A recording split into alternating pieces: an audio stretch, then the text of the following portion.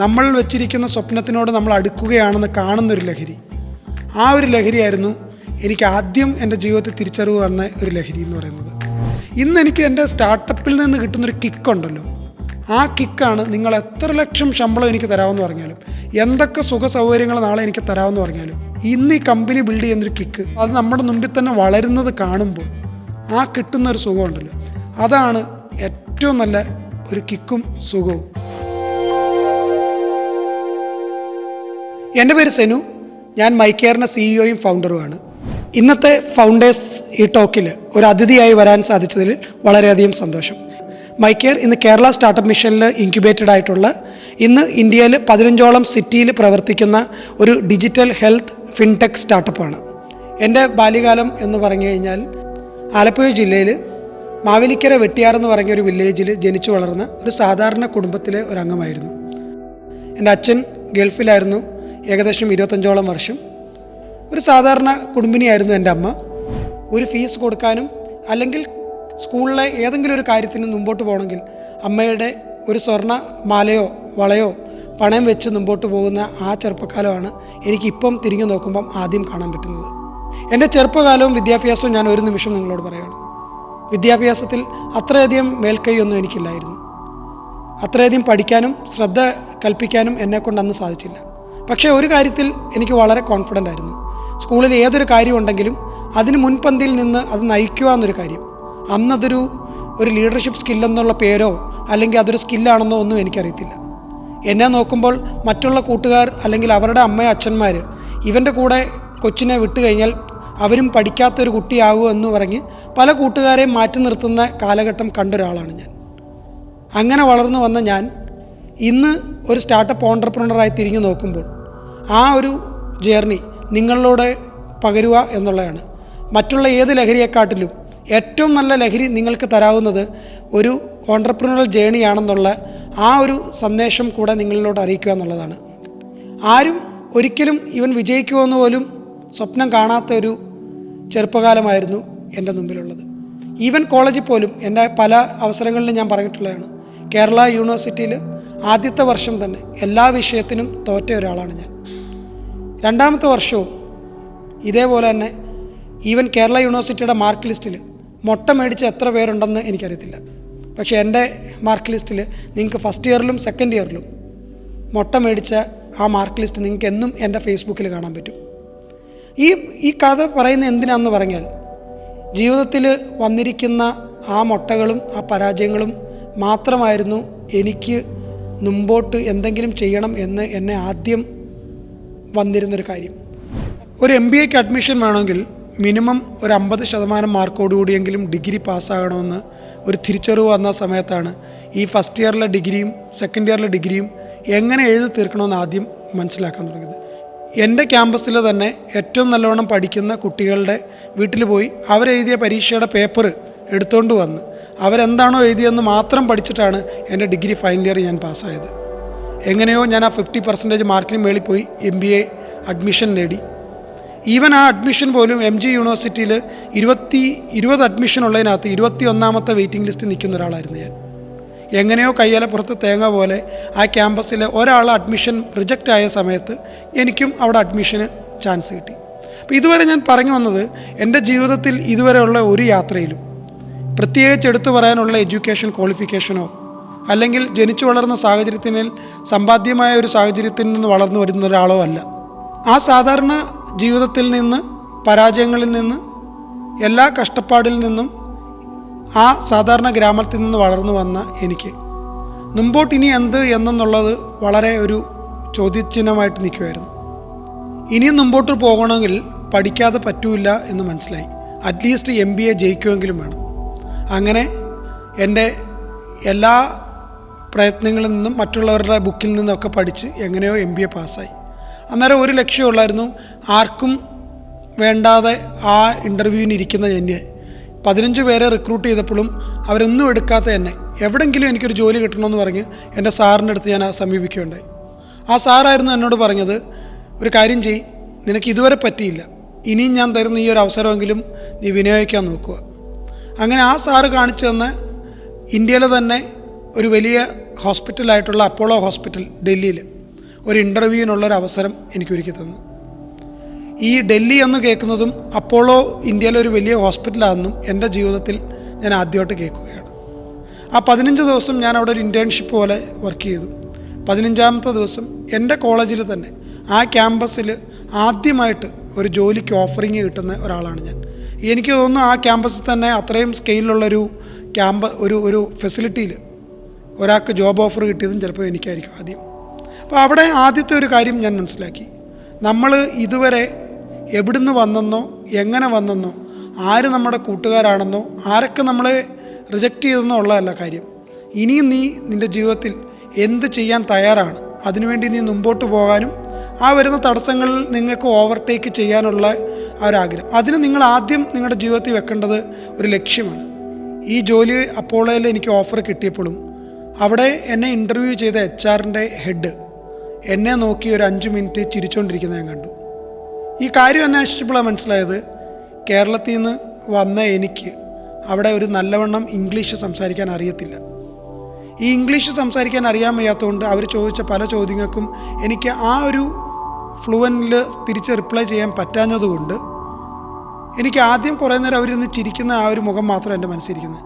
പിന്നെ എങ്ങനെയോ ഇവൻ പെർഫോം ചെയ്തതായതുകൊണ്ട് ജോലി കൊടുക്കണമെന്ന് പറഞ്ഞ് എനിക്ക് ആദ്യത്തെ ജോലിയുടെ ഓഫർ തന്നത്. പക്ഷേ തിരിച്ച് വണ്ടി കയറി കേരളത്തിലോട്ട് വന്നപ്പോൾ എൻ്റെ മുമ്പിലുള്ള ആദ്യത്തെ ലക്ഷ്യം, ഒന്നുമില്ലാത്ത സാഹചര്യത്തിലാണെങ്കിൽ പോലും എനിക്ക് ജോലി കിട്ടി. പക്ഷേ എനിക്ക് കിട്ടാവുന്നതിലും ഏറ്റവും വലിയ ജോലിയായിരിക്കും ചിലപ്പോൾ ഈ കിട്ടിയത്. പക്ഷെ എൻ്റെ മുമ്പിൽ ഒരാളിരുന്ന് ചിരിച്ചു. എന്തിനായിരിക്കും ആ ചിരിച്ചത്? ഈ ചിരി ഞാൻ എൻ്റെ ജീവിതത്തിൽ പലവട്ടവും കണ്ടിട്ടുണ്ട്. ഇവനെക്കൊണ്ട് പറ്റുമോ, ഇവനെക്കൊണ്ട് നടക്കുമോ, ഇവനെക്കൊണ്ടല്ലേ പറ്റത്തില്ല എന്നുള്ള ഒരു പുച്ഛത്തോടുള്ളൊരു ചിരിയായിരുന്നു എന്നെനിക്ക് വളരെ ക്ലിയറായിട്ട് മനസ്സിലായി. ആ ഒരു ഇതിൽ നിന്ന് തിരിച്ച് വീട്ടിൽ വന്ന് ഞാൻ ആദ്യം ചെയ്തത് ആ അപ്പോളോയ്ക്കൊരു ഇമെയിൽ അയക്കുമായിരുന്നു ചെയ്തത്. ഈ ജോലി നിങ്ങൾ തന്നതിന് വളരെയധികം നന്ദി, പക്ഷേ നിങ്ങളുടെ ഈ ജോലി എടുക്കാനുള്ള ഒരു ടാലൻറ്റോ അതിന് കയറാനുള്ള ഒരു കഴിവോ എനിക്ക് ഉണ്ടെന്ന് എനിക്ക് തോന്നുന്നില്ല. അതുകൊണ്ട് ഞാൻ അതിനുവേണ്ടി പ്രയത്നിക്കും. കാരണം ഇന്ന് നിങ്ങളുടെ മുമ്പിൽ ഇരുന്നപ്പോൾ ഇംഗ്ലീഷ് നല്ലോണം സംസാരിക്കാൻ അറിയാൻ വയ്യാത്ത ഒരാളായിരുന്നു ഞാൻ. അപ്പോൾ ഞാൻ അതുകൊണ്ട് നെക്സ്റ്റ് 2 മന്ത് ഇംഗ്ലീഷ് പഠിക്കാനായിട്ട് ഞാൻ മാറ്റി വെക്കുവാണ്. അത് കഴിഞ്ഞ് ഞാൻ നിങ്ങളോട് തിരിച്ച് അപ്ലൈ ചെയ്യാം എന്നൊരു മെയിലാണെന്ന് ഞാൻ ആദ്യമായിട്ട് അയച്ചത്. അങ്ങനായി ഈ ജോലി വേണ്ടാന്ന് വെച്ച എന്നെ പിന്നെയും എൻ്റെ കൂട്ടുകാരും എൻ്റെ ക്യാമ്പസിൽ പോലും ആ ഫെസിലിറ്റിയിൽ ആദ്യമായിട്ട് ജോലി കിട്ടിയ ആളായിരിക്കും ഞാൻ. അല്ലെങ്കിൽ ആ ഒരു സ്കെയിലിലുള്ളൊരു ക്യാമ്പസിൽ ജോലി കിട്ടിയ ഒരാളായിരിക്കും. അവരാദ്യം പറയും, നീ എന്ത് മണ്ടനാ, നിനക്ക് കിട്ടിയത് തന്നെ വലിയ ഭാഗ്യമെന്ന് വിചാരിക്കേ. നിൻ്റെ ജീവിതത്തിൽ ഇങ്ങനെ ഒരിക്കലും കിട്ടത്തില്ലെന്ന് വിചാരിച്ചുകൊണ്ടിരിക്കുന്ന സമയത്ത് ഇങ്ങനൊരു ജോലി തന്നെ കിട്ടി. നീ ചെയ്തത് ജീവിതത്തിലെ ഏറ്റവും വലിയ മണ്ടത്തരമാണ്. പക്ഷേ എൻ്റെ മുമ്പിലിരുന്നത്, എനിക്ക് മുമ്പിൽ ജീവിതത്തിൽ ഇതുവരെ കളിയാക്കലിൻ്റെ മുഖങ്ങൾ ഞാൻ 1000 വട്ടം കണ്ടിട്ടുണ്ട്. എന്നെ മാറ്റി നിർത്തുന്ന 1000 അവസരങ്ങളും കണ്ടിട്ടുണ്ട്. പക്ഷേ ഇനി അത് വേണ്ട എന്നുള്ളൊരു തീരുമാനം ഞാൻ അന്ന് എടുത്തിരുന്നു. ഇനി നഷ്ടപ്പെടാനൊന്നും ഇല്ലല്ലോ, കാരണം ജീവിതത്തിൽ പരാജയങ്ങളിൽ നിന്നാണല്ലോ സ്റ്റാർട്ടായത്. അങ്ങനായി കോട്ടയത്ത് പോയി ദർശന എന്നുള്ള അക്കാഡമിയിൽ ഇംഗ്ലീഷ് പഠിക്കാനായിട്ട് അവിടെ 10ഉം 12ഉം ക്ലാസ്സിലുള്ള ആൾക്കാർ പഠിക്കുന്ന അതേ ബാച്ചിൽ പോയി ഈ MBA കഴിഞ്ഞ് ഞാനും ജോയിൻ ചെയ്തു. സാധാരണ സ്പോക്കൺ ഇംഗ്ലീഷ് പഠിക്കാനായിട്ട് 2 മാസം അവിടുത്തെ ആ ബാച്ചിൽ പഠിച്ചു. അങ്ങനെ അവിടുത്തെ ഒരു എക്സാമായിട്ടുള്ള IELTS എക്സാം എഴുതി സ്വന്തമായിട്ട് ഇംഗ്ലീഷിന് എല്ലാ കാര്യത്തിനും ഓക്കെ ആണെന്ന് കണ്ടു കഴിഞ്ഞിട്ടാണ് ഞാൻ തിരിച്ച് അപ്പോളോയ്ക്കൊരു മെയിൽ അയക്കുന്നത്. നിങ്ങൾ തന്ന ഓഫറിന് ഞാൻ അന്ന് വേണ്ടാന്ന് പറഞ്ഞു. ആ വേണ്ടെന്ന് പറഞ്ഞതിൻ്റെ കാര്യം ഇതാണ്, എനിക്ക് നിങ്ങൾ എന്നോട് സംസാരിച്ചപ്പോൾ നിങ്ങൾ പറയുന്ന ആ രീതിയിൽ തിരിച്ച് ഇംഗ്ലീഷ് സംസാരിക്കാൻ അന്ന് എനിക്കറിയത്തില്ല. അങ്ങനെ ഒരാളുടെ ജോലിക്ക് അവിടെ കയറിയിട്ട് നിങ്ങൾക്കും ഒരു ബാധ്യതയാവും, എനിക്കും ഒരു കോൺഫിഡൻസ് ഇല്ലാതിരിക്കുന്നതിൽ എത്രയോ നല്ലതാണ് ഞാൻ അത് പഠിച്ചിട്ട് വന്ന് നിങ്ങളോട് നിൽക്കുന്നതെന്നുള്ള രീതിയിലാണ് ഞാനൊരു ഇമെയിൽ അവർക്ക് അയച്ചത്. ഈ ഇമെയിൽ അവർ HR കണ്ടു. HR അപ്പോളോടെ തന്നെ ഗ്രൂപ്പ് വൈസ് പ്രസിഡൻ്റ് ആയിട്ടുള്ള ഒരാൾക്ക് ആ ഇമെയിൽ ഫോർവേഡ് ചെയ്തു. ആ ആൾ എന്നെ അന്ന് വൈകിട്ട് വിളിക്കുകയുണ്ടായി. വിളിച്ചിട്ട് പറഞ്ഞു, ഇത്ര ഇന്നസെൻ്റായിട്ട് ഒരാൾ എന്നെക്കൊണ്ട് പറ്റത്തില്ല, എന്നെക്കൊണ്ട് അതിന് കഴിവില്ല എന്ന് ആദ്യം പറയുകയും എന്നാൽ ഞാൻ ആ കഴിവില്ലാത്ത കാര്യം അത് എങ്ങനെ ഓവർകം ചെയ്യാമെന്ന് പോയി ട്രൈ ചെയ്തിട്ട് 2ാമത്തെ മാസം തിരിച്ച് മെയിൽ അയക്കുന്നത് ഞങ്ങളുടെ ഈ കമ്പനി തന്നെ ആദ്യമായിട്ടാണ്. അതുകൊണ്ട് നിന്നെ ഡൽഹിയിൽ അപ്പോളോയിലല്ല, ഞങ്ങളുടെ ഹെഡ് ഓഫീസായ ചെന്നൈയിൽ എൻ്റെ അടിയിൽ തന്നെ ജോലിക്ക് ഞാൻ എടുക്കുകയാണെന്ന് പറഞ്ഞാണ് എനിക്ക് എൻ്റെ ജീവിതത്തിൽ ആദ്യമായിട്ടുള്ള ജോലി കിട്ടുന്നത്. അപ്പോൾ ആദ്യം എനിക്കറിയത്തില്ല. അവിടുത്തെ ഒരാൾ എന്നെ വിളിച്ചിട്ട് ചോദിച്ചു, നിനക്ക് എന്താണ് ലക്ഷ്യം? അപ്പം നമ്മൾ എന്താണ് ലക്ഷ്യമെന്ന് ചോദിക്കുമ്പോൾ നമുക്ക് വലിയ ലക്ഷ്യങ്ങൾ പറയാനല്ലോ അറിയത്തുള്ളൂ. നമ്മൾ പറഞ്ഞാൽ പറഞ്ഞു എനിക്കൊരിക്കൽ ഒരു കമ്പനിയുടെ CEO ആകണം. അപ്പോൾ ആദ്യം തന്നെ അയാൾ പറഞ്ഞ്, നീ ടൈയൊക്കെ ഇട്ടത് കൊള്ളാം, ടൈയൊക്കെ ഇട്ട് ഓഫീസിൽ വന്ന കൊള്ളാം, പക്ഷേ നീ ഒരു CEO ആകുന്ന എനിക്കും കാണണം എന്നുള്ളൊരു കളിയാക്കൽ രൂപത്തിൽ പറഞ്ഞ് പിന്നെ അന്ന് മുതൽ നമ്മളെ എല്ലാവരും വിളിക്കുന്നൊരു പേരാണ് ടൈമാൻ എന്നോ അല്ലെങ്കിൽ അടുത്ത CEO ആകാൻ പോകുന്നത്. അവിടെ എന്ത് മീറ്റിംഗ് നടന്നാലും നമ്മളെ വിളിച്ചിട്ട് പറയും ആ CEOയുടെ ഒരു ഒപ്പീനിയൻ കേൾക്കുക, ആ CEOയുടെ ഒരു വാക്ക് കേൾക്കണമെന്ന്. 2 മാസമായപ്പോൾ ഞാൻ തിരിച്ചെൻ്റെ നാട്ടിലുള്ള എൻ്റെ അമ്മേനെ ഫോൺ ചെയ്തിട്ട് പറഞ്ഞു, അമ്മേ എനിക്കിത് സഹിക്കുന്നില്ല, എനിക്ക് തിരിച്ചു വരണം. എനിക്ക് തിരിച്ചു വന്ന് അവിടെ എന്തെങ്കിലും ഒരു ചെറിയ ജോലി ഞാൻ ചെയ്തോളാം. ഈ വലിയ ഹോസ്പിറ്റലിലെ ശമ്പളമൊക്കെ ശരിയാണ്, പക്ഷേ ഈ ആൾക്കാർ ഇങ്ങനെ പറഞ്ഞുകൊണ്ടിരിക്കുന്നത് അവരെ മനഃപൂർവ്വം പറഞ്ഞുകൊണ്ടിരിക്കുകയാണ് നമ്മളെ നോക്കിക്കാനായിട്ട്. ഇതെനിക്ക് സഹിക്കുന്നില്ലെന്ന് പറയുമ്പോൾ അമ്മ പറഞ്ഞൊരു വാക്കുണ്ട്, നിന്നെക്കൊണ്ട് ഇത് സാധിക്കുന്നില്ലെങ്കിൽ അല്ലെങ്കിൽ നിന്നെക്കൊണ്ട് ഇത് മുമ്പോട്ട് പോകാൻ പറ്റുന്നില്ലെങ്കിൽ നീ എപ്പോൾ വന്നാലും ഇവിടെ ഒരു ജോലി നമുക്ക് സാരപ്പെടുത്താം, പക്ഷേ നിനക്ക് പിടിച്ചു നിൽക്കാൻ ഈ ഒരു അവസരമുണ്ട്. ഈ ഒരു അവസരം നിനക്ക് ഓവർകം ചെയ്യാൻ പറ്റുമെങ്കിൽ നീ ഓവർകം ചെയ്യും, പിന്നെ നിനക്ക് നല്ലൊരു ലക്ഷ്യത്തിലോട്ട് എത്താൻ പറ്റുമെന്ന്. ഇനിയും ഒരു വട്ടം കൂടെ നമ്മുടെ അമ്മേനെ വിഷമിപ്പിക്കേണ്ടെന്ന് വിചാരിച്ച് നമ്മളവിടെ നിൽക്കാൻ തുടങ്ങി. അപ്പോഴല്ലേ തന്നെ എനിക്കറിയാവുന്നതിൽ തന്നെ ഏറ്റവും കൂടുതൽ പ്രമോഷൻ ആ ഹോസ്പിറ്റലിൽ 8 വർഷം കൊണ്ട് 7 പ്രമോഷൻ കിട്ടിയ ഒരാളാണ് ഞാൻ. ആർക്കും വേണ്ടാതെ ഒരു CEO ആവുമോ എന്നൊക്കെ പറഞ്ഞ് കളിയാക്കിയിരുന്ന എന്നെ അവർ 8 വർഷം കഴിഞ്ഞപ്പോൾ 7 പ്രമോഷൻ തന്ന് ആ ഒരു സ്ഥാനത്തെത്തി. അത് കഴിഞ്ഞപ്പോൾ പല ഹോസ്പിറ്റലിലും ഇന്ത്യയിലെ വലിയ വലിയ ഹോസ്പിറ്റലിലെ വൈസ് പ്രസിഡൻറ്റ് പൊസിഷൻ വരെ എത്താൻ പറ്റി. ഇന്ത്യയിലെ തന്നെ ഏറ്റവും ചെറിയ പ്രായത്തിൽ തന്നെ ഏറ്റവും കൂടുതൽ ശമ്പളം മേടിക്കാൻ പറ്റി. ഇതെല്ലാം നോക്കണം, ഈ ഡിഗ്രിക്ക് മുട്ട മേടിച്ച ഒരാളാണ്. അന്ന് എന്നെക്കൊണ്ട് പറ്റത്തില്ലെന്ന് എല്ലാവരും പറഞ്ഞ സമയത്ത് ഞാനും അത് വിശ്വസിക്കാൻ തുടങ്ങിയിരുന്നെങ്കിൽ എനിക്കൊരിക്കലും ഇന്ത്യയിലെ തന്നെ ഏറ്റവും വലിയ ശമ്പളം മേടിക്കുന്ന ഒരു പൊസിഷനിലോട്ടോ അല്ലെങ്കിൽ ആ ഒരു ഏറ്റവും വലിയ സ്ഥാപനത്തിലോട്ടോ എത്താൻ പറ്റത്തില്ല. ഈ പൊസിഷനിലോട്ട് ഈ 7 വർഷം കൊണ്ട് എത്താൻ പറ്റുമെന്ന് പലവരും സ്വപ്നം കണ്ടിരുന്ന സമയത്ത് ഈ ആരുമല്ലാത്തിരുന്ന ഞാൻ ആ 7 വർഷം കൊണ്ട് എനിക്ക് ആ പൊസിഷനിലെത്താൻ പറ്റി. അല്ലെങ്കിൽ 14 വർഷം കഴിഞ്ഞപ്പോൾ ഇന്ത്യയിലെ തന്നെ ഏറ്റവും ചെറുപ്രായത്തിൽ തന്നെ ഏറ്റവും കൂടുതൽ ശമ്പളം മേടിക്കുന്ന ഒരു പൊസിഷനിലോട്ട് എനിക്ക് എത്താൻ പറ്റി. ഇതെല്ലാം എനിക്ക് ഒരു പ്രത്യേകതരം ഒരു ഊർജം തരാൻ തുടങ്ങി. ആ ഒരു ലഹരി ഉണ്ടല്ലോ, നമ്മൾ വെച്ചിരിക്കുന്ന സ്വപ്നത്തിനോട് നമ്മൾ അടുക്കുകയാണെന്ന് കാണുന്നൊരു ലഹരി. ആ ഒരു ലഹരിയായിരുന്നു എനിക്ക് ആദ്യം എൻ്റെ ജീവിതത്തിൽ തിരിച്ചറിവ് വന്ന ഒരു ലഹരി എന്ന് പറയുന്നത്. നിങ്ങളുടെ കൂടെയുള്ള ആര് നിങ്ങളെ തള്ളിപ്പറഞ്ഞാലും, നിങ്ങളുടെ കൂട്ടുകാർ നിങ്ങളെ മാറ്റി നിർത്തിയാലും, ആ കൂട്ടുകാരുടെ രക്ഷകർത്തേക്കാൾ ഇവൻ്റെ കൂടെ കൂട്ടുകൂടണ്ടെന്ന് പറഞ്ഞ അതേ ആൾ തന്നെ ഈ ഒരു പൊസിഷനിലായപ്പം അതേ പഞ്ചായത്തിൽ അല്ലെങ്കിൽ അതേ വില്ലേജിൽ അതേ ജില്ലാ പഞ്ചായത്തിൽ വിളിച്ച് സ്വീകരണം തരുന്നൊരു കാലം വന്നു. 7ഓളം പ്രമോഷൻ കഴിഞ്ഞപ്പോൾ ഒരു കാര്യം മനസ്സിലായി, നമ്മൾ പ്രവർത്തിക്കാൻ റെഡിയാണെങ്കിൽ, നമ്മൾ ആ ലക്ഷ്യബോധത്തിൽ തന്നെ നിൽക്കുകയാണെങ്കിൽ ബാക്കിയെല്ലാം നമ്മുടെ മുമ്പിൽ വന്ന് നിന്ന് തരും. അതിൽ കൂടെ കയറി പോകാമെന്നുള്ള ധൈര്യം മാത്രം നിങ്ങൾക്ക് മതി. അങ്ങനെയായി IHH എന്ന് പറഞ്ഞ് ലോകത്തിലെ തന്നെ 2ാമത്തെ ഏറ്റവും വലിയ ഹോസ്പിറ്റൽ ചെയിൻ ഇന്ത്യയിൽ വരുകയുണ്ടായി. അവർ ഇന്ത്യയിലുള്ള കുറച്ച് ഹോസ്പിറ്റൽ അക്വയർ ചെയ്തു. അതിൻ്റെ മാർക്കറ്റിങ്ങിൻ്റെ ഹെഡായിട്ട് ഒരു ഓപ്പർച്യൂണിറ്റി കിട്ടി. അവിടുന്ന് ടേക്ക് ഫോർവേഡ് ചെയ്തു. അങ്ങനെ ഏറ്റവും ലാസ്റ്റിൽ MGM അല്ലെങ്കിൽ SRM ഹോസ്പിറ്റൽ ഗ്രൂപ്പിൻ്റെയൊക്കെ അഡ്വൈസറും MGMൻ്റെ വൈസ് പ്രസിഡൻ്റായിട്ടും ഇരിക്കാൻ പറ്റി. അങ്ങനെയായിരുന്നു എൻ്റെ ഒരു 14 വർഷത്തെ എൻ്റെ ഒരു എക്സ്പീരിയൻസ് എന്ന് പറയുന്നത്. ഈ ഒരു സമയങ്ങളിൽ ഒരു കാര്യം വളരെ ക്ലിയർ ആയിരുന്നു, ഞാൻ വെച്ചിരിക്കുന്ന എല്ലാ ലക്ഷ്യങ്ങളും എനിക്ക് എത്തിപ്പിടിക്കാൻ പറ്റുന്നുണ്ട്, അല്ലെങ്കിൽ ഞാൻ പ്രയത്നിച്ചു കഴിഞ്ഞാൽ അതിലെനിക്ക് ഓവർകം ചെയ്യാൻ പറ്റുമെന്ന് ഒരു കോൺഫിഡൻസ് എനിക്ക് ബിൽഡാകാൻ തുടങ്ങി. ആ ഒരു കോൺഫിഡൻസ് ബിൽഡാകാൻ തുടങ്ങിയ സമയം മുതൽ ഈ ലക്ഷ്യം അപ്പോൾ എന്തിനാണ് ഞാൻ താപ്പോട്ട് വെക്കുന്നത്, ലക്ഷ്യം ഇച്ചിരൂടെ മേപ്പോട്ട് വെച്ചുകൂടെ എന്നുള്ള ചിന്തകൾ വരാൻ തുടങ്ങി. ആ ചിന്തയിൽ നിന്നാണ് പല ടാർഗറ്റുകളും ഞാൻ ജോലി ചെയ്യുന്ന അവസാന കാലഘട്ടങ്ങളിൽ ടാർഗറ്റുകൾ എടുക്കാൻ തുടങ്ങി. ഏറ്റവും അവസാനം എടുത്തിരുന്ന ടാർഗറ്റ് 100 കോടി ഒരു ഹോസ്പിറ്റലിൽ ഒരു വർഷം റവന്യൂ ചെയ്യുക എന്നുള്ളതാണ്. അതും അച്ചീവ് ചെയ്യുന്നൊരു സാഹചര്യം വന്നപ്പോൾ നമുക്ക് മനസ്സിലാക്കി നമ്മൾ വെച്ചിരിക്കുന്ന ലക്ഷ്യങ്ങൾ എന്തോ ചെറുതാണോ എന്നൊരു ബോധം എനിക്ക് തോന്നി. ഇനിയും ഈ ലക്ഷ്യം എനിക്ക് മുമ്പോട്ട് വെക്കണമെങ്കിൽ ഒരു കമ്പനിയുടെ അടിയിൽ നിന്ന് ചെയ്യാനായിട്ടുള്ള കുറച്ച് പരിമിതികളുണ്ട്. കാരണം അവിടുത്തെ ലക്ഷ്യവും നമ്മുടെ ലക്ഷ്യവും അവിടുത്തെ കമ്പനിയുടെ ലക്ഷ്യത്തിന് മേളിൽ പോകാൻ പറ്റത്തില്ലല്ലോ. അപ്പോൾ ആ ഒരു ലക്ഷ്യം എനിക്ക് ബ്ലോക്ക് ആകാൻ തുടങ്ങിയ ഒരു സമയത്താണ് എനിക്ക് പറക്കാം എന്ന് എനിക്ക് ബോധം ഉണ്ടാവുകയും എന്നാൽ എനിക്ക് പറക്കാൻ ഇനിയും സ്ഥലമില്ലാതെ വരികയും ചെയ്യുന്നൊരു സമയം വന്നു. അപ്പോൾ അങ്ങനെ വന്നപ്പോഴാണ് ആദ്യമായിട്ട് ഞാൻ ഒരു സ്റ്റാർട്ടപ്പ് എന്ന് പറയുന്നൊരു കാര്യം കേൾക്കാൻ തുടങ്ങുന്നത്. ഈ സ്റ്റാർട്ടപ്പ് എന്നുള്ള സ്പെല്ലിങ്ങോ ഓൺട്രപ്രണർഷിപ്പ് എന്നുള്ള വേർഡോ എൻ്റെ ജീവിതത്തിൽ തന്നെ ആദ്യമായിട്ട് കേൾക്കുന്നത് ആ ഒരു 13-14 വർഷങ്ങൾ ആ ജോലിയുടെ സമയത്താണ്. അതിനു മുമ്പ് ഇതെന്താണെന്നോ പ്രോബ്ലം സ്റ്റേറ്റ്മെൻറ്റോ ഐഡിയയോ ഇതെങ്ങനെ സോൾവ് ചെയ്യണമെന്നോ ഇതൊന്നും അറിയത്തില്ല. ഈ ഒരു സാഹചര്യത്തിനായിരുന്നു ചെന്നൈയിലുള്ള ഫ്രഷ് വർക്ക് എന്ന് പറയുന്ന സ്ഥാപനത്തിൽ സ്റ്റാർട്ടപ്പ് ഓൺട്രപ്രണേഴ്സിന് വേണ്ടി ഒരു 6 മാസത്തെ പ്രോഗ്രാം സ്റ്റാർട്ട് ചെയ്തു. ഈ പ്രോഗ്രാമിൽ അവർ ആപ്ലിക്കേഷൻ വിളിച്ചപ്പം അവർ നമ്മളൊരു പ്രോബ്ലം സ്റ്റേറ്റ്മെൻറ്റായിട്ട് അവിടെ ചെല്ലാൻ പറഞ്ഞു. ഒരു സാധാ ഗ്രാമത്തിൽ നിന്ന് വളർന്ന് ജോലി മാത്രം ലക്ഷ്യം കണ്ട് അല്ലെങ്കിൽ അവിടത്തുള്ള അച്ചീവ്മെൻറ്റ് മാത്രം കണ്ട എനിക്ക് ഒരു പ്രോബ്ലം സ്റ്റേറ്റ്മെൻറ്റ് എവിടെ നിന്ന് വരുന്നെന്ന് പോലും എനിക്കറിയത്തില്ല, എങ്ങനെ അത് കിട്ടണമെന്നും അറിയത്തില്ല. പക്ഷേ ഈ പ്രോഗ്രാമിൽ എങ്ങനെയെങ്കിലും കയറണമെന്നുള്ളൊരാഗ്രഹം നമ്മുടെ മനസ്സിലുണ്ട്. ആ ഒരു ആഗ്രഹത്തിൽ ഞാൻ നോക്കിയപ്പോൾ അവിടെ എല്ലാം നോക്കുന്നത് ഒരു കോഫി ഷോപ്പുകളാണ് അവിടെ എല്ലാം കാണാനുള്ളത്.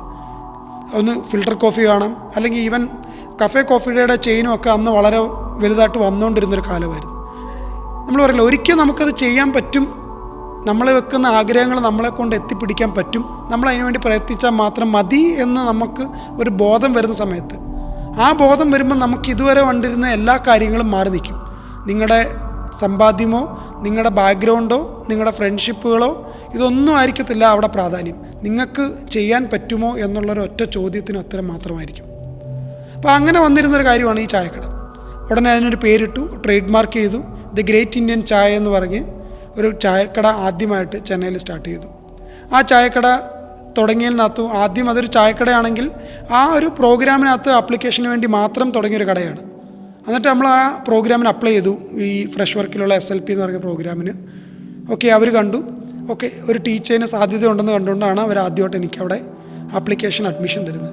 അവിടെ ചെന്നിരുന്നപ്പോൾ ഒരു 40ഓളം ഓൺട്രപ്രണേഴ്സ് അവിടെ ഉണ്ട്, നല്ല ബിസിനസ്സുകൾ ചെയ്യുന്ന, ചെന്നൈയിൽ തന്നെ ഏറ്റവും കൂടുതൽ സ്റ്റാർട്ടപ്പുകൾ ചെയ്യുന്ന എല്ലാവരും അവിടെ തന്നെ ഉണ്ട്. പക്ഷെ അതിനകത്ത് സ്റ്റാർട്ടപ്പ് എന്നുള്ളത് ഒരു സംരംഭത്തിൻ്റെ ABCD പോലും അറിയാൻ വയ്യാത്ത ഒരാളായിട്ടാണ് ഞാൻ അവിടെ ഇരിക്കുന്നത്. പക്ഷേ ആ 6 മാസക്കാലം അവരിൽ കൂടെ ഹാങ് ഔട്ട് ചെയ്ത ആ ഒരു സമയത്ത്, അവരിൽ കൂടെ ചുറ്റി നടന്ന ആ ഒരു സമയത്ത് കുറച്ച് കാര്യങ്ങളൊക്കെ തലയിലോട്ട് കയറാൻ തുടങ്ങി. എങ്ങനെയാണ് ഒരു സ്ഥാപനം കാണേണ്ടത്, വളർത്തേണ്ടത്, എങ്ങനെയാണത് ബിൽഡ് ചെയ്യേണ്ടത്, അത് പിന്നെ ഒരു വലിയൊരു ആഗ്രഹമായിട്ട് തന്നെ മാറാൻ തുടങ്ങി. എൻ്റെ ഫാദറിന് ഒരു ചെറിയൊരു ന്യൂറോ സർജറി പ്രൊസീജിയർ വേണ്ടി വന്നു. അതിനുവേണ്ടി എൻ്റെ ഫാദറിനെ അടുത്തുള്ളൊരു ഹോസ്പിറ്റലിൽ പെട്ടെന്ന് അഡ്മിറ്റ് ചെയ്യേണ്ടി വന്നു. എൻ്റെ കയ്യിലിരുന്ന ഏകദേശം ഒരു 4-5 വർഷത്തെ സമ്പാദ്യം ഒറ്റയടിക്ക് 5 ദിവസം കൊണ്ട് എൻ്റെ കൺമുൻപിൽ കൂടെ തീർന്നു പോകുന്നത് ആദ്യമായിട്ടാണ് ഞാൻ കാണുന്നത്.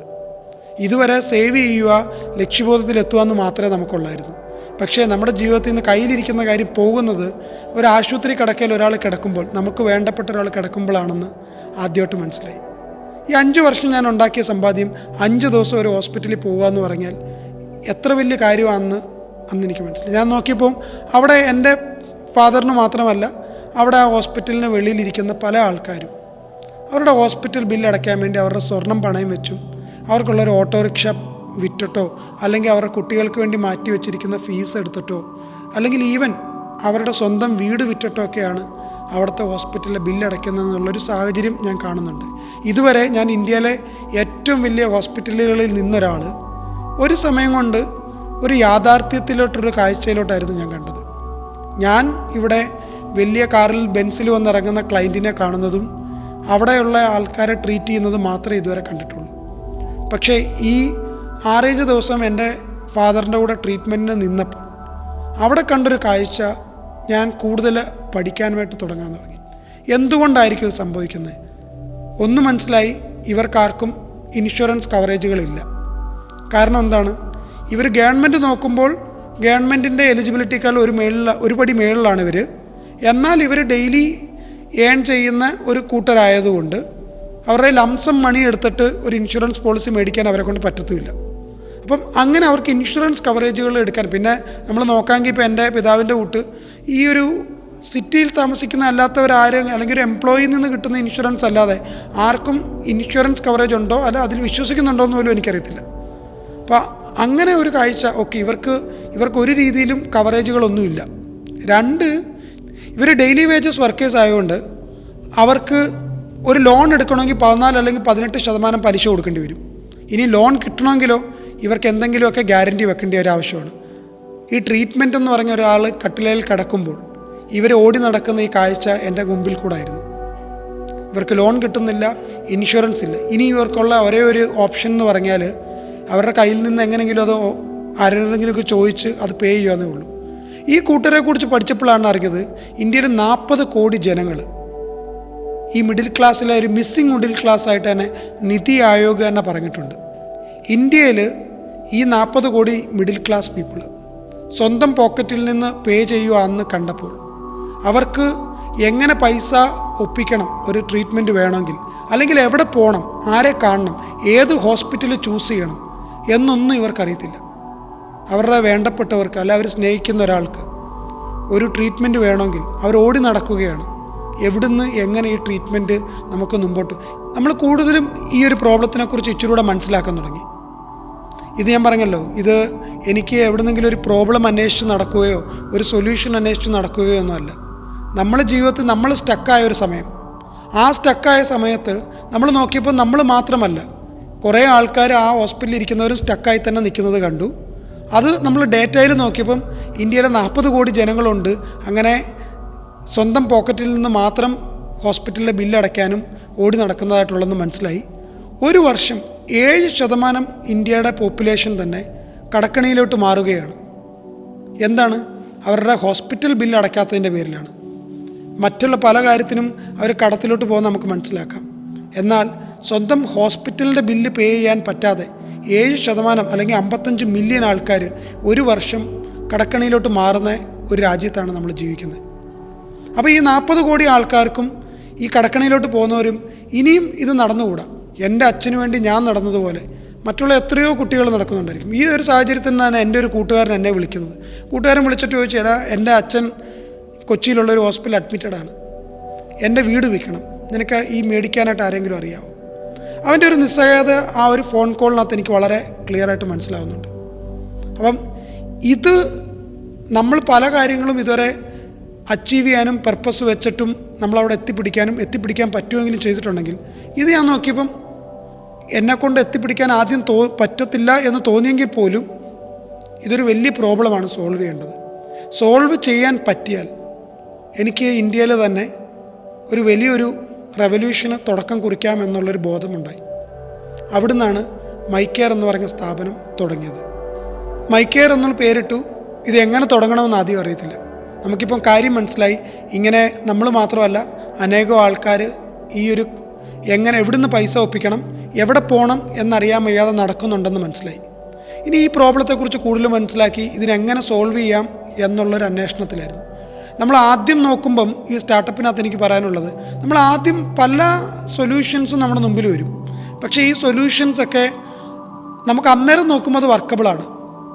പക്ഷെ നമ്മളത് ചെയ്ത് കുറച്ച് മുമ്പോട്ട് വരുമ്പം ആ സൊല്യൂഷൻസ് അതിനകത്ത് പല ഏരിയയിലും ബ്രേക്ക് നമുക്ക് കാണാൻ പറ്റും. പക്ഷേ ആ ബ്രേക്ക് കാണാൻ പറ്റണമെങ്കിൽ നിങ്ങൾ നടക്കാൻ തുടങ്ങണം. നിങ്ങൾക്ക് അറിയാവുന്ന സൊല്യൂഷൻ വെച്ച് നിങ്ങൾ നടക്കാൻ തുടങ്ങണം. പല ആൾക്കാരും ഞാൻ കണ്ട ഫൗണ്ടേഴ്സിൻ്റെ അടുത്ത് അവർ ചെയ്യുന്നതെന്ന് പറഞ്ഞാൽ അവർക്ക് ക്ലാരിറ്റി ഇല്ലയെന്ന് പറഞ്ഞ് അവർക്ക് പ്രോബ്ലം നല്ലോണം കാണാൻ പറ്റിയിട്ടുണ്ട്. പക്ഷേ സൊല്യൂഷന് ക്ലാരിറ്റി ഇല്ലെന്ന് പറഞ്ഞാൽ അവർ മാറി നിൽക്കുക. ഞങ്ങളെല്ലാവരും, എനിക്കറിയാവുന്ന ഒട്ടുമിക്ക ഫൗണ്ടേഴ്സും പ്രോബ്ലത്തിന് ക്ലാരിറ്റി വന്നു കഴിഞ്ഞിട്ട് അവർക്ക് അറിയാവുന്ന സൊല്യൂഷൻ വെച്ച് മുമ്പോട്ട് നീങ്ങാൻ തുടങ്ങിയത് മാത്രമേ ഉള്ളൂ. ആ പോക്കിലാണ് അവർക്ക് ആ ക്ലാരിറ്റി, ആ സൊല്യൂഷൻ എങ്ങനെ ബിൽഡ് ചെയ്യണമെന്ന് അവർക്ക് ഒരു ലക്ഷ്യത്തിലോട്ട് എത്താൻ പോകുന്നത്. അപ്പോൾ അത് എനിക്കെടുത്തത് 3 വർഷത്തോളം എടുത്ത്. എന്താണ് അവസാനം, എങ്ങനെയാണത് ക്ലാരിറ്റി ആയിട്ട് ബിൽഡ് ചെയ്യേണ്ടതെന്ന്. എനിക്ക് മാത്രമല്ല, ഇന്ത്യയിലെ ഏറ്റവും വലിയ കമ്പനിയായ മീഷോയുടെ കഥ ഞാൻ നോക്കിയപ്പം അവർക്ക് 5 വട്ടമാണ്, അല്ല 5 വർഷം 5 വട്ടം അവർ ചേഞ്ച് ചെയ്തു എങ്ങനെ ഇത് സോൾവ് ചെയ്യണം എന്നുള്ള. പ്രോബ്ലം വളരെ ക്ലിയർ ആയിരുന്നു, പക്ഷെ സോൾവ് ചെയ്യുന്നത്. അപ്പം ഇവിടെ എനിക്ക് പറയാനുള്ള, സ്റ്റാർട്ടപ്പ് തുടങ്ങുന്ന ആരുണ്ടായാലും അവർ ചിലപ്പം പ്രോബ്ലം കണ്ടിട്ടുണ്ടായിരിക്കും. പക്ഷേ അവർ സ്വന്തമായിട്ട് തന്നെ പറയും, എനിക്ക് നല്ലൊരു ഫൗണ്ടർ ഇല്ല, ഒരു ഫൗണ്ടിങ് ടീം ഇല്ല, ഫണ്ടിങ് ഇല്ല. ഇതൊന്നുമല്ല ആദ്യം വേണ്ടത്. ആദ്യം വേണ്ടത് നിങ്ങൾക്ക് മുമ്പോട്ട് എന്തെങ്കിലും ചെയ്യാനായിട്ടുള്ള ധൈര്യം ഉണ്ടോ എന്ന് മാത്രമാണ്. നിങ്ങൾ പരാജയപ്പെടും. 99% ചാൻസസും പരാജയപ്പെടാനുള്ളതാണ്. അപ്പോൾ ഞാൻ പരാജയപ്പെട്ടാലും എനിക്ക് പ്രോബ്ലം ഇല്ല എന്ന് ചിന്തിക്കുന്നൊരു മനസ്സാണ് ആദ്യം വേണ്ടത്. ഇതെങ്ങനെയെങ്കിലും ഞാൻ സോൾവ് ചെയ്യും. ആ ഒരു സ്റ്റെപ്പ് എടുക്കാൻ നിങ്ങൾ റെഡിയാണെങ്കിൽ നിങ്ങളുടെ ഫസ്റ്റ് സക്സസ് അവിടെ ആയിരിക്കും ഇരിക്കുന്നത് ഞാൻ പറയുന്നത്. അപ്പോൾ ഇപ്പോൾ മൈക്കെയർ സ്റ്റാർട്ട് ചെയ്യാമെന്ന് ചിന്തിച്ചു. ഇനി നമുക്ക് ഇതിനകത്ത് ആൾക്കാർ വേണം. ഈ ആൾക്കാരാര് വേണം? അന്ന് എനിക്ക് കോ ഫൗണ്ടറെന്നോ ഈ ഫൗണ്ടറെന്നോ കൂടെ വരേണ്ടവർ പേരോ ടെർമിനോളജിയോ ഒന്നും അത്ര ക്ലാരിറ്റി ഇല്ല. പക്ഷേ ഈ പ്രോബ്ലം പറഞ്ഞാൽ അതേ ഫീലിൽ മനസ്സിലാക്കാൻ പറ്റുന്നതും, ഈ പ്രോബ്ലത്തിന് സൊല്യൂഷൻ ഒറ്റയടിക്ക് നമ്മുടെ കയ്യിലില്ല, എന്നാലും നമ്മൾ എന്തെങ്കിലും ബിൽഡ് ചെയ്യാൻ ഇറങ്ങിക്കഴിഞ്ഞാൽ ഒത്തൊരുമയോടുകൂടി നിൽക്കാനും ഏത് പരാജയത്തിലും കൂടെ നിൽക്കാനും പറ്റുന്ന 2 പേര് ആദ്യം വന്നു. അവരെ നമ്മൾ കോ ഫൗണ്ടർ എന്ന് പേര് വിളിച്ചു. അങ്ങനെയാണ് ഞാൻ കോ ഫൗണ്ടേഴ്സിനെ കണ്ടുപിടിച്ചത്. അപ്പം അവിടെ എനിക്ക് നിങ്ങളോട് പറയാനുള്ളത്, ഈ കോ ഫൗണ്ടേഴ്സിനെ തപ്പി നടക്കുമ്പം ആദ്യം നോക്കേണ്ടത് അവർ നിങ്ങളോട് ജസ്റ്റ് കോ ഫൗണ്ടറായിട്ട് വരാൻ വേണ്ടിയാണോ, അതോ അതിൻ്റെ നെയിമും ഫെയിമിനും വേണ്ടി വരാനാണോ, അതോ നിങ്ങൾ അനുഭവിച്ച അതേ പ്രോബ്ലത്തിൽ കൂടെ അവർ പോയിട്ടുണ്ടോ, ആ പ്രോബ്ലത്തിൻ്റെ ഡെപ്ത് അവർക്ക് പറയാൻ മനസ്സിലാവുന്നുണ്ടോ, അതിന് സൊല്യൂഷൻ ഇപ്പം നിങ്ങളുടെ കയ്യിലിരിക്കുന്നത് അല്ല എന്നുള്ള ക്ലാരിറ്റി അവർക്കും ഉണ്ട്, എന്നാലും കൂടെ നിൽക്കാൻ റെഡിയാണോ, എങ്ങനെയുള്ള ഒരു ടീമിനായിരിക്കണം ആദ്യം ബിൽഡ് ചെയ്യേണ്ടത്. അവർ പിന്നെ നിങ്ങൾ കോ ഫൗണ്ടേഴ്സ് എന്ന പേരിൽ വിളിച്ച് ഒരുമിച്ച് സ്റ്റാർട്ട്. കൊച്ചിയിൽ വാഴക്കാല എന്ന് പറയുന്ന സ്ഥലത്ത് എൻ്റെ ബ്രദറിലോയ്ക്ക് ഒരു ചെറിയ സ്ഥാപനമുണ്ട്. അവിടെ ഒരു റൂം നമ്മൾ റെൻറ്റിന് എടുക്കുന്നു. നമ്മൾ അവിടെ ഇരിക്കാൻ തുടങ്ങുന്നു. അവിടെ ഇരുന്ന് ഈ പ്രോബ്ലത്തിനെക്കുറിച്ച് ഇച്ചിരി കൂടെ കൂടുതൽ മനസ്സിലാക്കുന്നു. പൊട്ടൻഷ്യലായിട്ട് ഇതെങ്ങനെയൊക്കെ സോൾവ് ചെയ്യാമെന്ന് നോക്കുന്നു. ഒരു സൈഡിൽ കൂടെ നോക്കുമ്പം നമുക്ക് തന്നെ വിശ്വാസമില്ല, ഇന്ത്യയിൽ ഈ 150 കോടി ആൾക്കാരുള്ള ഈ രാജ്യത്ത് നമ്മളെക്കൊണ്ട് ചെയ്യാൻ പറ്റുമോ എന്നുള്ള ആദ്യത്തെ ഒരു ചിന്തയുണ്ട്. ഇതിനകത്ത് 40 കോടിയുള്ള ആൾക്കാരുടെ ഒരു പ്രോബ്ലമാണ് നമ്മൾ സോൾവ് ചെയ്യേണ്ടത്. നമ്മൾ എവിടെ നിന്ന് തുടങ്ങണം, അതാണ് ആദ്യം ക്ലാരിറ്റി ഇല്ലാത്തത്. പക്ഷേ എവിടെ നിന്നൊക്കെയോ തുടങ്ങാം, അല്ലെങ്കിൽ എങ്ങനെയെങ്കിലുമൊക്കെ തുടങ്ങണം, എവിടെയെങ്കിലും ഒന്ന് സ്റ്റാർട്ട് ചെയ്യണമെന്ന് വളരെ ക്ലിയർ ആയിരുന്നു. അപ്പോൾ അങ്ങനെ നമ്മൾ ആദ്യം ഇൻ്റർവ്യൂവിന് വിടുന്നു. ഇൻ്റർവ്യൂവിന് ഇട്ടപ്പോഴത്തേന് 2-3 പേര് അപ്ലൈ ചെയ്യുന്നു. ഇവിടെ ഒരു രസകരമായ ഒരു കാര്യമുണ്ട്. ആദ്യം ജോലിക്ക് അപ്ലൈ ചെയ്ത ഒരാൾ നമ്മുടെ ഓഫീസിൽ വരുന്നു. അപ്പോൾ നമ്മുടെ ഓഫീസിൽ വരുന്നതിന് മുമ്പ് സ്റ്റാർട്ടപ്പാന്നൊക്കെ പറഞ്ഞാണല്ലോ നമ്മളെ വിളിക്കുന്നത്. അപ്പം പുള്ളി പോയി ഗൂഗിൾ ചെയ്ത് നോക്കിയപ്പം സ്റ്റാർട്ടപ്പിനായിട്ടുള്ള കിട്ടുന്ന പിക്ചറൊക്കെ വലിയ ഫണ്ടഡ് സ്റ്റാർട്ടപ്പിൻ്റെയൊക്കെ ഓഫീസിൻ്റെ പിക്ചറാണ്. അത് കണ്ട് ഓട്ടോയിലൊക്കെ വന്നിറങ്ങി നമ്മുടെ 3rd ഫ്ലോറിൽ വന്നു, ഓഫീസിൽ വന്നു, എല്ലാം ഒന്ന് നോക്കിയിട്ട് നമ്മളോടൊന്നും മിണ്ടാതെ അങ്ങ് ഇറങ്ങിപ്പോയി. എന്നിട്ട് 2 മിനിറ്റ് കഴിഞ്ഞിട്ട് ഒരു ഫോൺ കോൾ വരുവാണ്, ഞാൻ 3rd ഫ്ലോർ വന്നു, ഞാൻ ഉദ്ദേശിച്ച ഒരു സ്ഥലം കണ്ടില്ല എന്ന് പറഞ്ഞു. അപ്പം ഞാൻ പറഞ്ഞു, നിങ്ങൾ ആദ്യം വന്നൊരു റൂമുണ്ടല്ലോ, അവിടെ ഇരിക്കുന്ന ആൾക്കാർ തന്നെയാണ് ഈ സ്റ്റാർട്ടപ്പിലുള്ള ആൾക്കാരെന്ന് പറഞ്ഞു. അപ്പം ആ ഒരൊറ്റ കാര്യത്തിൽ ആ പുള്ളിക്കാരൻ തിരിച്ച് ഓട്ടോ പിടിച്ച് പറഞ്ഞു, ചേട്ടാ ഇങ്ങനല്ല ഒരു ഓഫീസ് ഞാൻ സങ്കല്പിച്ചതെന്ന്. ഇവിടെ എനിക്ക് പറയാനുള്ളത്, ചില ആൾക്കാർ ഇങ്ങനെയും വരും നമ്മുടെ കൂടെ, ഈ കമ്പനിയിലൊക്കെ ഞാനും പാർട്ടാകാം, എന്തെങ്കിലുമൊക്കെ എനിക്കും അവിടെ ഉള്ള സുഖസൗകര്യങ്ങളൊക്കെ ഉണ്ടോ എന്നൊക്കെ നോക്കി വരുന്ന കുറേ ആൾക്കാരുണ്ട്. പക്ഷേ നമ്മുടെ ആ സ്റ്റേജിൽ നമുക്ക് വേണ്ട ആൾക്കാരെന്ന് പറയുന്നത് നമ്മൾ പോകുന്ന അതേ വൾണറബിലിറ്റിയിൽ നമ്മുടെ കൂടെ നിൽക്കാൻ പറ്റുന്ന കുറച്ച് ആൾക്കാർ. അങ്ങനെ കുറച്ച് നല്ല ആൾക്കാരെ എനിക്ക് ടീമിലോട്ട് കിട്ടി. ആ ടീം അവിടുന്ന് വളർന്നു. ഞങ്ങൾ അവിടുന്ന് സ്ഥലം പോരാതെ വന്നു. 4 പേരായി, 6 പേരായി. 6 പേരായപ്പോൾ ഞങ്ങൾ അവിടുന്ന് കേരള സ്റ്റാർട്ടപ്പ് മിഷനിൽ വരുന്നു. കേരള സ്റ്റാർട്ടപ്പ് മിഷനിൽ ഇൻക്യുബേറ്റ് ചെയ്യുന്നു, ഇവിടെ സ്ഥലം എടുക്കുന്നു. ഈ 6 പേരിൽ നിന്ന് ഈ 3 വർഷം കഴിഞ്ഞപ്പോൾ ആരും വേണ്ടാത്തെന്ന് പറഞ്ഞ് കിടന്നൊരു സ്ഥലത്തു നിന്ന് ഞങ്ങൾ പെതുക്കെ ബിൽഡ് ചെയ്യാനായിട്ട് തുടങ്ങി. അപ്പോൾ ഇനിയും വേണ്ടത് ഈ കമ്പനിക്ക് ചെറിയ രീതിയിലൊക്കെ ഒരു ഫണ്ടിങ് വേണം. ഈ ഫണ്ടിങ് എന്ന് പറഞ്ഞ കാര്യം ഇനി എങ്ങനെയാണെന്ന് അറിയത്തില്ല. കുറച്ചൊക്കെ വായിക്കാൻ തുടങ്ങി, മനസ്സിലാക്കാൻ തുടങ്ങി. കുറേ ഇടത്തൊക്കെ ഹാങ് ഔട്ട് ചെയ്തപ്പോൾ നമുക്ക് മനസ്സിലായി ഇൻവെസ്റ്റേഴ്സ് ഉണ്ട്, അവരോട് പിച്ച് ചെയ്യണം, പിച്ച് ഡെക്ക് വേണം, സ്റ്റോറി വേണം. ഇതൊക്കെയാണ് ഇനി നെക്സ്റ്റ് നമ്മൾ പ്രിപ്പയർ ചെയ്യേണ്ടത്. അപ്പം ഞാൻ പറഞ്ഞത്, ഇതൊന്നും നമ്മൾ പ്രിപ്പയർ ചെയ്ത് പഠിച്ചിട്ടല്ല ഇറങ്ങി വന്നേ. നമ്മൾ മുമ്പോട്ട് നടക്കുന്നതിനകത്ത് അന്നേരം നമുക്ക് നെക്സ്റ്റ് സ്റ്റെപ്പ് വെക്കാനായിട്ട് എന്താ വേണ്ടതെന്ന് അറിയുക.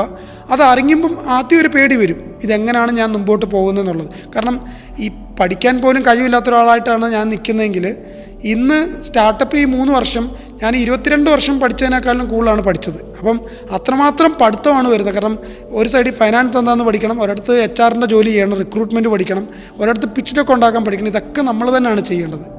അപ്പം ഈ സ്റ്റാർട്ടപ്പ് ഓൺട്രപ്രണർഷിപ്പിൽ ഞാൻ വന്നു കഴിഞ്ഞിട്ടാണ് ഇത്രയും കൂടുതൽ കാര്യങ്ങൾ എൻ്റെ ജീവിതത്തിൽ തന്നെ ഞാൻ പഠിക്കാൻ തുടങ്ങിയത്. അപ്പം പിച്ച് ഡെക്ക് പിടിച്ചു. അപ്പോൾ ഇനിയും ഇൻവെസ്റ്ററിനെ കാണണം. ഞാൻ ഒരാളുടെ അടുത്ത് ഇൻവെസ്റ്റ് ചെയ്യുന്ന ആദ്യം പോയി പിച്ച് ചെയ്തു. അവിടെ ലാപ്ടോപ്പ് എടുക്കുന്നു, വെക്കുന്നു, പുള്ളിയോട് സംസാരിക്കാൻ തുടങ്ങുന്നു. പുള്ളിയോട് 2 മിനിറ്റ് 3 മിനിറ്റ് പിച്ച് ചെയ്ത് കഴിഞ്ഞപ്പം പുള്ളി പറഞ്ഞു, എനിക്കൊരു 2 മിനിറ്റ് തരാമെന്ന് പറഞ്ഞിട്ട് പുള്ളി ആ റൂമിൽ നിന്ന് വെളിയിൽ ഇറങ്ങിപ്പോയി. ഈ ലാപ്ടോപ്പ് ഓപ്പൺ ചെയ്ത് ഞാൻ അവിടെ ഇരിക്കുക. ഒരു അരമണിക്കൂർ 1 മണിക്കൂർ കഴിഞ്ഞപ്പം അവിടെ തൂത്തുകൊണ്ടിരുന്നൊരു ചേച്ചി വന്നിട്ട് പറഞ്ഞു, സാർ എന്താ ഇവിടെ വെയിറ്റ് ചെയ്യുന്നത്? ഞാൻ പറഞ്ഞു, ഞാൻ ഒരാളുടെ അടുത്ത് പിച്ച് ചെയ്യാൻ വന്നാൽ ഇവിടെ ഇരിക്കാൻ പറഞ്ഞു. എന്നോട് പറഞ്ഞു, ആ സാർ ഓൾറെഡി ഒരു അരമണിക്കൂർ മുമ്പേ കാറിൽ പോയെന്ന് പറഞ്ഞു. അന്ന് തിരിച്ച് വീട്ടിൽ വന്ന് ഇന്നൊരു 4-5 പേരുള്ളൊരു ടീമുണ്ട്. ഇപ്പം ഞാൻ ആദ്യം തന്നെ എനിക്ക് എന്നോട് തന്നെ ഡൗട്ട് വന്നു, ദൈവമേ ഞാൻ എൻ്റെ വലിയൊരു ജോലി കളഞ്ഞു. ഇന്ന് ഞാൻ ജോലി കളഞ്ഞത് പോരാഞ്ഞ് ഇന്നൊരു 6 പേര് എൻ്റെ കൂടെ വന്നു. ആദ്യം വന്ന കൂടെ വന്ന 2 ഫൗണ്ടേഴ്സ്, അവരുടെ ജീവിതം, കൂടെ വന്നിരിക്കുന്ന മറ്റുള്ള ഈ ജോലിക്ക് വന്നിരിക്കുന്ന ആൾക്കാർ, അവരോട് ഞാൻ എന്ത് പറയും? കാരണം ഞാനൊരു പരാജയമായല്ലോ പിന്നെയും. കാരണം അയാൾ പോയപ്പം അത് എനിക്കൊരു പേഴ്സണൽ പരാജയം പോലെയാണ് ആദ്യം ഫീൽ ചെയ്തത്. ഞാൻ തിരിച്ച് വീട്ടിൽ വന്നു. എനിക്ക് ഇന്നും ഓർമ്മയുണ്ട്, ഞാൻ വെളുപ്പിന് ഒരു 4 മണി വരെ ആ കട്ടിലിന് താഴെ ഇരുന്ന് ഒരു മുട്ടിന്മേൽ നിന്ന് കരയുകയാണ്. അത് എന്തിനാണ് കരയുന്നതെന്ന് ചോദിച്ചാൽ അറിയത്തില്ല. പേടി കൊണ്ടാണോ, വിഷമം കൊണ്ടാണോ, അതോ എന്താണെന്നറിയത്തില്ല, എന്തോ ഒരു പ്രഷർ കാരണം ഞാൻ കരഞ്ഞുകൊണ്ടിരിക്കുക. 4 മണിയായപ്പം എങ്ങനെ ഒരു ചിന്തയിൽ നമ്മൾ ചിന്തിക്കുമല്ലോ, നമ്മൾ ഇതുവരെയൊക്കെ എല്ലാം പരാജയമാണ്, നമ്മൾ ഇതുവരെ കരഞ്ഞു മാറിയിരിക്കണമെങ്കിൽ കരഞ്ഞു മാറിയിരിക്കും. 2 കാര്യം ഇനി എൻ്റെ മുമ്പിലുള്ളു. ഒന്നെങ്കിൽ ഇവിടെ കരഞ്ഞുകൊണ്ടിരിക്കുക, അല്ലെങ്കിൽ ഈ പുള്ളി എന്തുകൊണ്ട് പോയി, എനിക്കിനിയും ഇയാൾ മാത്രമാണോ ഈ ഇൻവെസ്റ്റ്മെൻറ്റിന് വേണ്ടി ഉള്ളത്, ഇന്ത്യയിൽ എത്ര പേരുണ്ടെന്ന് പോലും എനിക്കറിയത്തില്ല. ഇന്ന് പിച്ച് ചെയ്യാൻ വന്ന ഇയാൾ ഇന്ന് എന്നോട് മുമ്പിൽ നിന്ന് ഇറങ്ങിപ്പോയെങ്കിൽ ഇനി ഞാൻ ഒരിടത്തും തളരത്തില്ല, ഞാൻ ഇനി പിച്ച് ചെയ്തുകൊണ്ടിരിക്കും. ഇതായിരുന്നല്ലോ നമ്മുടെ ജീവിതത്തിൽ നമ്മൾ കണ്ടത്. നമ്മൾ മുമ്പോട്ട് പൊയ്ക്കൊണ്ടിരിക്കുക, പിടിച്ചു നിർത്താനായിട്ട് പല സാഹചര്യങ്ങളും വരും. അങ്ങനെ ഞാൻ ആ ഒരാളിൽ നിന്ന് റിജക്റ്റ് ആയിടത്തുനിന്ന് ഒരു 70-80 പേരിലോളം റിജക്ഷനിലോട്ട് വന്നു. ഞാൻ ഈ 80 പേരോട് പിച്ച് ചെയ്യുന്ന സമയത്ത് ഓരോരുത്തരിൽ നിന്നും ഞാൻ പഠിക്കുകയായിരുന്നു എത്ര നല്ലവണ്ണം പിച്ച് ചെയ്യുക എന്നുള്ളത്. അപ്പോൾ ഈ 80 പേരും നമ്മുടെ മുമ്പിൽ ഇരിക്കുമ്പോൾ ഈ മുമ്പിൽ ഇരിക്കുന്ന ഓരോരുത്തരിൽ നിന്നും നമ്മൾ പഠിക്കുകയാണ് അവർക്ക് എന്ത് മനസ്സിലായി, ഞാൻ ഇനി എന്ത് നല്ലോണം പിച്ച് ചെയ്താൽ. ആ ഒരു മൂവ്മെൻ്റ് ഉണ്ട്. ഈ 80 പേര് വരെ ഞാൻ എത്തിയതും ഈ 81ാമത്തെ ആൾ. പല ആൾക്കാരും ഞാൻ കണ്ടിട്ടുള്ള പല ഫൗണ്ടേഴ്സും ആദ്യത്തെ ഒരു 4-5 പേരെടുത്ത് പിച്ച് ചെയ്ത് അത് കൊള്ളത്തില്ലെന്ന് പറയുമ്പോൾ അവിടെ നിന്ന് പരാജയപ്പെട്ട് തിരിച്ചു വരികയാണ്. അപ്പം 80 പേരെടുത്ത് വരെ ചെല്ലണമെങ്കിൽ എൻ്റെ മുമ്പിൽ ഒരു ലക്ഷ്യമുള്ളൂ. ആദ്യമായിട്ട് പറയാൻ പോകുന്ന ഒരാളുണ്ടായിരിക്കും. ഞാൻ പറയുന്ന ആ പ്രോബ്ലം എന്താണെന്ന് മനസ്സിലാവുകയും ഈ സൊല്യൂഷൻ എന്താണെന്ന് മനസ്സിലാവുകയും അതിനെ സപ്പോർട്ട് ചെയ്യാനായിട്ട് ഒരാൾ എവിടെയെങ്കിലും കാണും. അദ്ദേഹത്തിനെ കണ്ടുപിടിക്കുക എന്നുള്ളതാണ് എൻ്റെ ലക്ഷ്യം. ആ ഒരു യാത്രയിലാണ് 81-82 ആൾക്കാരിലോട്ട് വന്നപ്പോഴത്തേന് ഈ 81-82 ആൾക്കാരിലോട്ട് വന്നപ്പം വേറൊരു കാര്യം കൂടെ എൻ്റെ ജീവിതത്തിൽ പറ്റി. പിച്ച് ചെയ്യുന്ന ആൾക്കാരുടെ ലെവലും ഞാൻ ഇച്ചിരി ഇൻക്രീസ് ചെയ്തു. ആ ലെവലോട് ഇൻക്രീസ് ചെയ്ത് വെച്ചപ്പോൾ അവരോട് സംസാരിക്കാനുള്ളൊരു കോൺഫിഡൻസും ബിൽഡായി. അങ്ങനായി ഞാൻ അവസാനം ചെന്ന് നിന്നത് കേരളത്തിൽ ആ സമയത്ത് ഡിജിറ്റൽ ഹെൽത്ത് കമ്പനിയിൽ $2 മില്യൺ ഫണ്ട് റേസ് ചെയ്യുന്ന $US ഫണ്ട് റേസ് ചെയ്യുന്നൊരു കമ്പനിയായിട്ടാണ്. ഈ $2 മില്യൺ ഫണ്ട് റേസ് ചെയ്യുമ്പോഴും അതിനകത്ത് വരുന്ന കുറച്ച് ഏഞ്ചൽസ് ഉണ്ടായിരുന്നു. ഈ ലോകത്തിലെ തന്നെ ഏറ്റവും നല്ല കുറച്ച് പേരുകളെ കൊണ്ടുവരണം, അവരുടെ മുമ്പിൽ പിച്ച് ചെയ്ത് അവർക്കും മനസ്സിലാകണമെന്നുള്ളൊരു തീയായിട്ടൊരു ആഗ്രഹമുണ്ടായിരുന്നു. അതിൽ വന്നൊരാളാണ് സ്നാപ്ചാറ്റിൻ്റെ ഗ്ലോബൽ CBO, papa.com, വേൾഡിലെ തന്നെ ഏറ്റവും വലിയ കമ്പാനിയൻഷിപ്പ് കമ്പനിയാണ്. അതിൻ്റെ 2ൻ്റെയും ഫൗണ്ടേഴ്സ്, ഓയോയുടെ ഗ്ലോബൽ CEO, പേടിഎമ്മിൻ്റെ CFOs, അല്ലെ നസാര ടെക്നോളജി, ക്രാഫ്റ്റൻ്റെ PUBG ഗെയിമിൻ്റെ CEOs, ഇവരൊക്കെ ഇൻവെസ്റ്റേഴ്സായിട്ട് വരാൻ തുടങ്ങി. അപ്പം ഈ സാധാരണ കോളേജിൽ പഠിച്ച് മുട്ട മേടിച്ച് എല്ലാവരും റിജക്റ്റ് ചെയ്ത് ഇൻവെസ്റ്റേഴ്സിനും വേണ്ടാത്ത ഒരാൾ നമ്മളവിടെ നിൽക്കാൻ റെഡിയല്ല എന്ന് കാണിച്ചപ്പോൾ, നമ്മൾ മുമ്പോട്ട് പോയപ്പോൾ ഞാൻ അന്ന് നിന്നായിരുന്നെങ്കിൽ ഇവരുടെ മുമ്പിൽ നിന്ന് എനിക്ക് നിൽക്കാനോ അവരുടെ മുമ്പിൽ നിന്ന് ഇൻവെസ്റ്റ്മെൻറ്റ് മേടിക്കാനോ എനിക്ക് പറ്റത്തില്ല. അങ്ങനെ ബിൽഡ് ചെയ്തു. ഈ 6 പേരെന്നുള്ള ടീം കേരള സ്റ്റാർട്ടപ്പ് മിഷനിൽ തന്നെ ഇന്ന് ഏറ്റവും വലിയ ടീമായിട്ട് നമ്മൾ മാറി. 250 പേരുള്ളൊരു ടീമായി. ആ ടീമിൻ്റെ ഓഫീസ്, സെക്കൻഡ് ഓഫീസ് നമ്മൾ സ്റ്റാർട്ട് ചെയ്തു. ബാംഗ്ലൂരിലൊരു 60 സീറ്റ് സ്റ്റാർട്ട് ചെയ്തു. അവിടെയും ബിൽഡായി. ഒരു ഹോസ്പിറ്റൽ പാർട്ട്ണർഷിപ്പിൽ നിന്ന് ഇന്ന് 1000 ഹോസ്പിറ്റൽ പാർട്ട്ണർഷിപ്പിലോട്ട് എത്തി. $1 ബിസിനസ്സിൽ നിന്ന് സ്റ്റാർട്ട് ചെയ്ത് നമ്മൾ ഇന്ന് ഒരു മാസം 3 കോടി 4 കോടി ബിസിനസ് ചെയ്യുന്നിടത്തോട്ട് എത്തി. കഴിഞ്ഞ മാസം ഇന്ത്യയിലെ തന്നെ ഡിജിറ്റൽ ഹെൽത്ത് കമ്പനിയിൽ ആദ്യത്തെ എബിറ്റ പോസിറ്റീവ് കമ്പനി ആക്കാൻ പറ്റി. ഇതെല്ലാം ആർക്കും വേണ്ടാത്തൊരു സ്റ്റാർട്ടപ്പായിരുന്നു ഒരു കാലത്ത്. അവിടുന്ന് ഇന്ന് 15 സിറ്റി വരെ നമ്മളെത്തി. വൈസാഖ് മുതൽ തിരുവനന്തപുരം വരെയുള്ള എല്ലാ സിറ്റിയിലും നമുക്ക് ഓൺ ഗ്രൗണ്ട് ടീമുണ്ട്. അങ്ങനെ ബിൽഡ് ചെയ്യാൻ സ്റ്റാർട്ട് ചെയ്തു.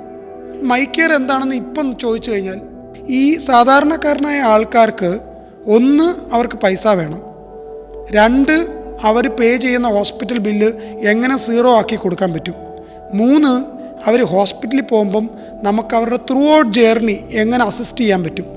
ഈ 3 കാര്യമാണ് ഞങ്ങൾ സോൾവ് ചെയ്യാൻ നോക്കിയത്. അപ്പോൾ ഈ 3 കാര്യത്തിൽ ആദ്യത്തെ കാര്യം, അവർക്ക് എങ്ങനെ ഒരു സമയത്ത് ആരോഗ്യത്തിന് വേണ്ടി കുറച്ച് പൈസ മാറ്റി വെക്കാൻ പഠിപ്പിക്കുകയും ആ പൈസ എന്തെങ്കിലും യൂസ് ചെയ്യാനായിട്ട് അവരെ പ്രാപ്തമാക്കുകയും ചെയ്യുക എന്നുള്ളതാണ് ആദ്യത്തെ ലക്ഷ്യമാകിയത്. അങ്ങനെ നമ്മളൊരു പ്ലാറ്റ്ഫോം സ്റ്റാർട്ട് ചെയ്തു, മൈക്കെയർ ആപ്പ്. ആ ആപ്പിൽ നിങ്ങൾ ഡൗൺലോഡ് ചെയ്ത് നിങ്ങളുടെ ഒരു ദിവസം 20 രൂപ വെച്ച് സേവ് ചെയ്യാൻ നിങ്ങൾക്ക് അവിടെ സ്റ്റാർട്ട് ചെയ്യാൻ പറ്റും. ആ 20 രൂപ അവിടെ ഇടുക. അത് ഒരു ഡിജിറ്റൽ ഗോൾഡിലോ അല്ലെങ്കിൽ മ്യൂച്വൽ ഫണ്ടിലോ ആയിരിക്കും അത് സേവ് ആകുന്നത്. ഗവൺമെൻറ് അപ്രൂവ്ഡ് ആയിട്ടുള്ള മ്യൂച്വൽ ഫണ്ടിലോ ആയിരിക്കും അത് സേവ് ആകുന്നത്.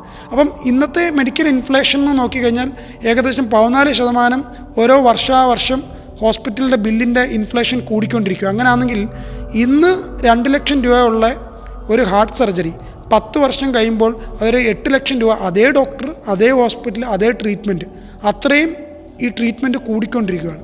അപ്പോൾ ഇന്ന് നിങ്ങൾ 2 ലക്ഷം രൂപ ഏത് കാര്യത്തിൽ നിങ്ങൾ സേവ് ചെയ്യാൻ പറ്റിക്കഴിഞ്ഞാൽ അന്ന് അത് 8 ലക്ഷം രൂപയായിട്ട് വിഡ്രോ ചെയ്യാൻ പറ്റും എന്നുള്ളതാണ് ആദ്യം നമ്മൾ സോൾവ് ചെയ്യാൻ നോക്കിയത്. അപ്പോൾ അങ്ങനെ നമ്മുടെ മൊബൈൽ ആപ്പ് എല്ലാ അപ്രൂവലും എടുത്തിട്ട് നമ്മളിപ്പോൾ മൊബൈൽ ആപ്പിനകത്തോട്ട് നമ്മളിപ്പം ഒരു 20 ദിവസം മുമ്പാണ് അത് സ്റ്റാർട്ട് ചെയ്തത്. ഓൾറെഡി 2000-ഓളം ആൾക്കാർ അത് ഡൗൺലോഡ് ചെയ്തു.